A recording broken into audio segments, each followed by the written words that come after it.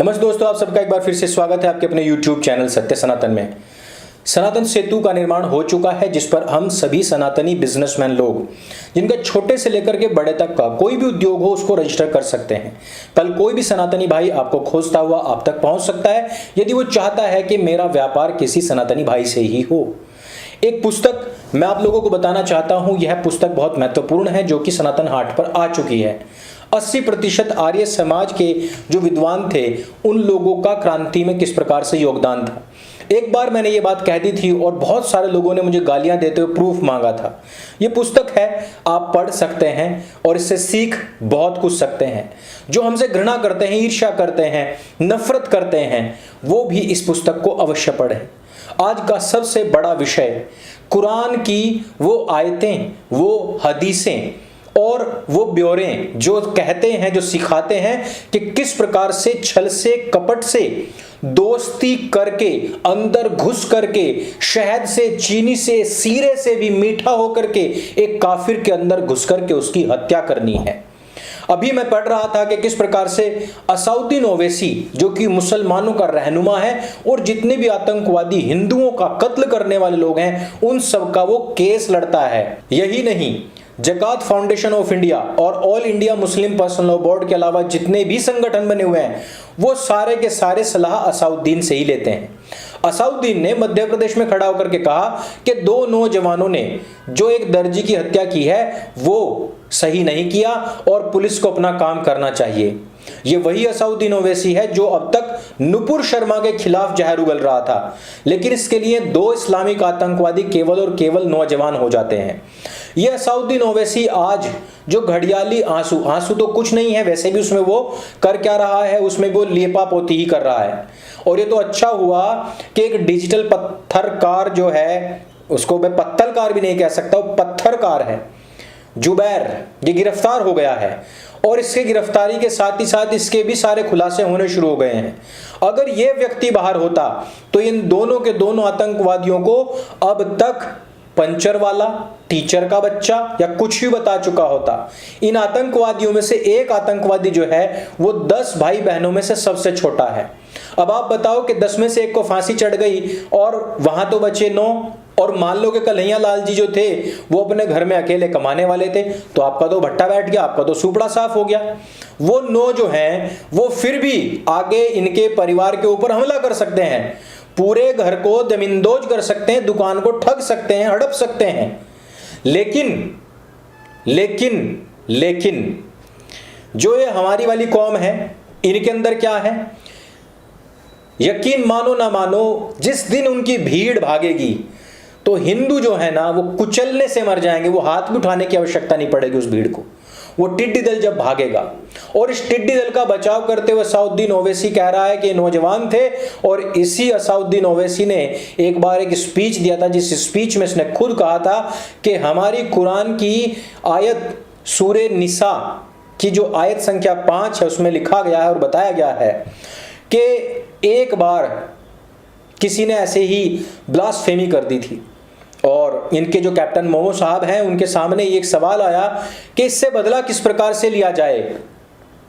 तो इसका जो पूरा वीडियो है वो मैं नीचे टेलीग्राम के लिंक पर दे दूंगा, वहां पर आप देख सकते हैं। लेकिन यहां पर आप इस बात को सुनिए कि यह व्यक्ति बता रहा है कि कैप्टन मोमो का एक आदमी खड़ा होता है और वो कहता है कि मैं इसका बदला लूंगा। कहते हैं कैसे लेगा? बोलता है छल से लूंगा, कपट से लूंगा। कैसे करूंगा? इसके साथ में मैं दोस्ती करूंगा। उस व्यक्ति के साथ में दोस्ती करता है, खाना पीना, उठना बैठना, हांडी से लेकर के डैश डैश जितनी भी चीजें उसको परोसनी थी सब दी। उसको इत्र ला करके दिया करता, उसको जितने भी मेवे मखाने थे सब ला करके दिया करता। एक दिन उसने उसको आवाज लगाई और वो व्यक्ति दौड़ा उसके पास चला गया, और उसी दिन गले लगाते ही उसकी पीठ में खंजर भोंक दिया। और ये कौन बता रहा है? ये असउद्दीन ओवैसी बता रहा है। और क्यों बता रहा है, किनको बता रहा है? ये इसलिए बता रहा है ताकि इसकी कौम के लोग सीख सके, क्योंकि अपनी कौम के लोगों को ही बता रहा है कि हमारी ये सुन्नत है, हमारे मोमो ने ये काम किया है, हमारी किताब की आयत है। धोखा देना, छल करना, कपट करना, पीठ पीछे से वार करना और व्यक्ति को हमेशा धोखे में रखना, ये बड़ी सुन्नत है। पता ही मत लगने दो कि तुम्हारा दुश्मन कौन है। और देखिए, बड़ी बात यह है कि जो हिंदू पुलिस इंस्पेक्टर्स बैठे हुए थे, उन लोगों ने 10 जून को कन्हैया लाल जी गिरफ्तार कर लिया, लेकिन उनको सुरक्षा मुहैया नहीं करवाई। आज जिन हिंदुओं के कारण से कन्हैया लाल जी की मृत्यु हुई या हत्या हुई, वो हिंदू भी कोई बचने वाले नहीं है। ठीक उसी प्रकार से जिस प्रकार से जयचंद ने बदला लेने के लिए पृथ्वीराज चौहान को तो मौत के मुंह में धकेल दिया, लेकिन बाद में क्या हुआ, जयचंद की तो उससे भी बुरी मौत हुई थी। पृथ्वीराज चौहान जी का जो बलिदान था विश्व याद करता है, उनके अंतिम जो उनका अंतिम युद्ध था उसके बाद में। लेकिन जयचंद को किस बेरहमी के साथ मारा गया, किस प्रकार से घसीटा गया, आप और हम जानते हैं क्या? ये हाल तो यह हशर तो हर एक का होना है, लेकिन मिलकर के लड़ना ये हम लोगों को गवारा नहीं। छोटे छोटे स्वार्थों के कारण हम अपने भाइयों का गला कटवा रहे हैं। आज राजस्थान पुलिस इतनी चाक चौबंद हो गई कि किसी ने मजाक में लिख दिया कि भाई इनको बिरयानी मत खिलाना, ये बिरयानी खिलाए जाएंगे। अगर उत्तर प्रदेश होता तो वहां पर न्याय हो जाता। राजस्थान पुलिस फटाक से फटाक उसका फैक्ट चेक करती और बताती है कि हम नहीं बिरयानी खिला रहे हैं या खिलाएंगे। अरे इतनी ही तेजी थी तो भाई उनको सुरक्षा दे दी होती। अगर इतनी ही तेजी थी तो उनकी तहरीर पर पहले ही संज्ञान ले लिया गया होता। मैं यहां पर बताना यह चाहता हूं कि दोनों पक्षों में एक मेजर डिफरेंस है।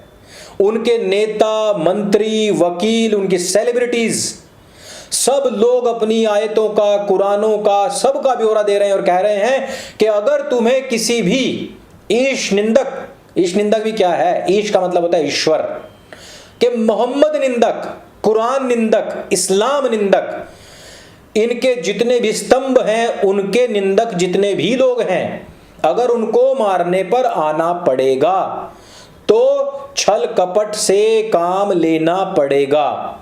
सामने आकर के वार नहीं करेंगे। और मैंने पहले ही बताया कि इतिहास इस बात का गवाह है कि इन लोगों ने हमेशा हमेशा वार पीठ पीछे से ही किया है।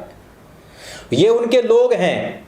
एक भी मुसलमान का कोई ट्वीट नहीं आया कि हम आज मुसलमान होने पर शर्मिंदा हैं, हमें कोई शर्मिंदगी महसूस हो रही है, ऐसा एक भी ट्वीट नहीं आया। किसी का कोई बयान नहीं आया, एक भी मुसलमान का यह बयान नहीं आया कि हमें भारत में डर लग रहा है, असहिष्णुता बढ़ रही है।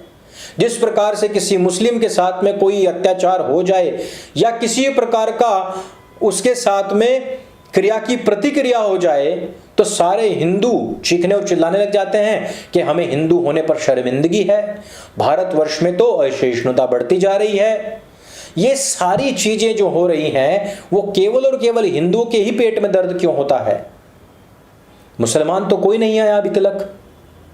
ये बहुत सारे ऐसे कारण हैं। वो लोग अपने लोगों को कह रहे हैं कि इस प्रकार से हत्या कीजिए, हमारे लोग क्या कर रहे हैं? हाँ, ये मानता हूं कि उदयपुर में एक हिंदुओं का एक जुलूस निकला, विश्व हिंदू परिषद और बजरंग दल ने लोगों को इकट्ठा किया और उसमें अपना रोष प्रकट किया, लेकिन उसके बाद होगा क्या? लोग तो उसी प्रकार से भूल जाएंगे जिस प्रकार से लोगों ने अभी 7-8 दिन का बैन लगा और लोग तो सत्य सनातन को, सनातन हाट को, सनातन सेतु को भूल गए थे। सनातन सेतु फ्री प्लेटफॉर्म जिसको बनाने में अभी तक तकरीबन 4 से 4.5 लाख रुपए लग चुके हैं, जो बजट आ चुका है, पहला फेज कंप्लीट हुआ है केवल बिजनेसमैन लोगों को रजिस्टर करने का, दुकानदार लोगों को रजिस्टर करने का। अभी तो 3 फेज और बचे हैं इसके, और ये फ्री ऑफ कॉस्ट रखा गया है, लेकिन उसकी अवेयरनेस ही नहीं है। ये कुछ ऐसी चीजें हैं दोस्तों जो हिंदुओं में काफी कमियां हैं और इसी वजह से वो हर बार मारा जाता है। बहुत बहुत साधुवाद प्रस्तुत करना चाहता हूं कपिल मिश्रा जी का। सत्य सनातन ने भी उसमें एक अपना गिलहरी प्रयास योगदान किया था कि उन्होंने 24 घंटे के अंदर अंदर, और पूरे भारतवासियों का जिन 11,000 लोगों ने 24 घंटे के अंदर अंदर 1.25 करोड़ रुपया इकट्ठा किया। मेरी ये भी प्रार्थना है कि जो ईश्वर गौर हैं जिनके ऊपर हमला हुआ था उनको बचाते समय, जो कि हॉस्पिटल में भर्ती हैं, कुछ सहायता राशि उन तक भी पहुंचानी चाहिए इसी में से, और या फिर इससे अलग भी इकट्ठा करना चाहे तो वो भी कर सकते हैं। उन सभी 11,000 लोगों का भी बहुत बहुत साधुवाद और कपिल मिश्रा जी का भी बहुत बहुत धन्यवाद कि पूरी पार्टी एक तरफ और एक अकेला व्यक्ति एक तरफ, और हिंदुओं को लड़ने के लिए और आगे बढ़ने के लिए इस प्रकार के लोगों की बहुत आवश्यकता भी है। मैं कोशिश करूंगा, जल्द ही उनसे मिलने का प्रयास करूंगा, क्योंकि सनातन सेतु कहीं ना कहीं उनका भी एक मिशन रहा है और उनका भी एक संकल्प रहा है, और उनसे इस विषय में पहले ही बात की थी, उस विषय में उनसे जरूर मैं मुलाकात करूंगा। लेकिन अभी कन्हैया लाल जी का यह जो प्रकरण अभी चल रहा है, इस हत्याकांड के विषय में जितना भी हो सकेगा हम सारी जानकारियां आप लोगों को देंगे। अवेयर होने का समय है, जागरूक होने का समय है, बिल्कुल भी ध्यान को इधर उधर भटकाने का समय नहीं है। नुपुर शर्मा जी का सपोर्ट इसी प्रकार से करते रहिए, हमारे बलिदानी लोगों का सम्मान करते रहिए, और जहां भी उनकी सहायता की कोई बात आए इसी प्रकार से मुखर होकर के खड़े होते रहिए। समय बड़ा बलवान है, पलटता जरूर है। अगर ये जानकारी आपको अच्छी लगे और आपको लगता है कि इन हरे टिड्डी जालीदार टोपी के जो ये गद्दार कौम के लोग हैं, इनकी किताबों में जो लिखा है इन्हीं के मुंह से सब लोगों के सामने आना चाहिए, तो इस वीडियो को सबके साथ में शेयर अवश्य करें। सत्य सनातन आपका अपना प्लेटफॉर्म है, इसको सब्सक्राइब करें। सनातन हाट पर जाकर के पुस्तकें खरीदें, उनको पढ़ें। सनातन सेतु पर आप अपना बिजनेस रजिस्टर करें। मेरे संग बोलिए सत्य सनातन वैदिक धर्म की जय। जय हिंद, वंदे मातरम।